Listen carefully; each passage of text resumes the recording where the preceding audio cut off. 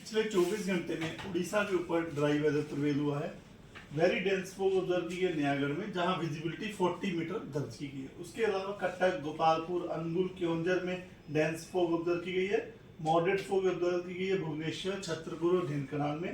पुरी और भवानीपटना में shallow fog observe की गई है। तो बात करें मिनिमम तापमान की, तो मिनिमम तापमान सबसे कम जो तापमान है वो झारसुगुड़ा और राउरकेला का रहा, जो कि 8 डिग्री सेल्सियस दर्ज किया गया है। बाकी जगहों पर भी इंटीरियर में भी काफी जगह पे हमारे उड़ीसा में तापमान है कल के मुकाबले नीचे गिरे हैं। हिल स्टेशन में जीवदगिरी का जो कि एक एएमएफ हिल स्टेशन है, उसका तापमान 6.4 डिग्री सेल्सियस, भुवनेश्वर का तापमान 18.6 डिग्री सेल्सियस रहा और कटक का 17 डिग्री सेल्सियस रहा। और जहाँ भुवनेश्वर मॉडरेट फोग रही और डेंस फोग ऑब्जर्व हुई है कटक के अंदर। मिनिमम तापमान की बात करें बाकी जगहों में, तो सिमलीगुड़ा में 9.1 डिग्री सेल्सियस दर्ज किया गया, फुलवानी में 9.5 डिग्री सेल्सियस, सुंदरगढ़ में 9.8 डिग्री सेल्सियस मिनिमम तापमान दर्ज किया गया है। अगर बात 24 आवर चेंज की, तो 24 घंटे में क्योंझर में -4.9 डिग्री सेल्सियस पारा जो नीचे गिरा है कल के मुकाबले। संबलपुर में -3.7 डिग्री सेल्सियस कम रहा। राउरकेला में -3.4 डिग्री सेल्सियस कम रहा। पारालाखंडी में +2 डिग्री सेल्सियस का चेंज देखा गया है, बढ़ा है वहाँ। भुवनेश्वर में भी -1.9 डिग्री सेल्सियस का चेंज देखा गया। कटक में -2 डिग्री सेल्सियस तापमान कम रहा है कल के मुकाबले। अब बात करते हैं सामान्य से तापमान कितना ऊपर या नीचे है, तो नीचे में झारसुगुड़ा में -4.9 डिग्री सेल्सियस का डिपार्चर दर्ज किया गया है। चांदवल में +2.4 डिग्री सेल्सियस, बुलंदशहर और तितलागढ़ में 2.3 डिग्री सेल्सियस का डिपार्चर देखा गया है। भुवनेश्वर में 2.6 डिग्री सेल्सियस और कटक में भी 2.2 डिग्री सेल्सियस का डिपार्चर दर्ज किया गया।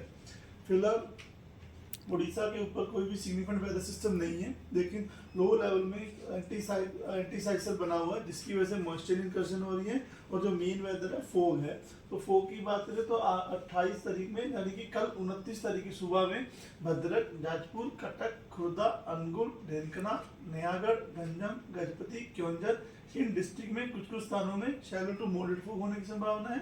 बाकी पूरी जगतसिंहपुर, केंद्रपाड़ा, कालाहांडी, कंधमाल में 1-2 स्थानों पे शैलो टू मॉडरेट फोग होने की संभावना है। इस बार डे 2 यानी कि 29 तारीख की सुबह में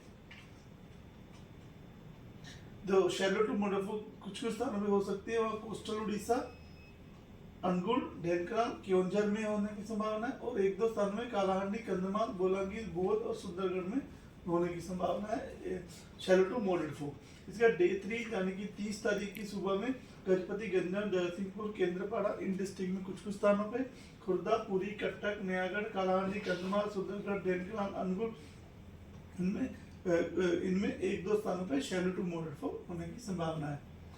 और वेदर की बात करें तो वेदर अगले 7 दिन तक 2 फरवरी तक वेदर ड्राई रहने की संभावना है। डे 1 में जो है येलो वार्निंग दी गई है आइसोलेटेड प्लेस डेंस फोग में, जहाँ क्योंझर, अनुगुल, ढेंकानाल, जाजपुर, भद्रक, कटक, खुर्दा, नयागढ़, गंजम, गजपति डिस्ट्रिक्ट शामिल है। इसी के बाद डे 2 यानी कि 29 तारीख की सुबह में क्योंझर, अनुगुल, ढेंकानाल और कोस्टल उड़ीसा पूरा, जहाँ पर आइसोलेटेड प्लेस पे डेंस फोग के लिए येलो वार्निंग दी गई है। डे 3 यानी 30 तारीख की सुबह केंद्रपाड़ा, जगतसिंहपुर, गंजम, गजपति इन 4 स्थानों पे आइसोलेटेड प्लेस पे डेंस फोग के लिए येलो वार्निंग दी गई है।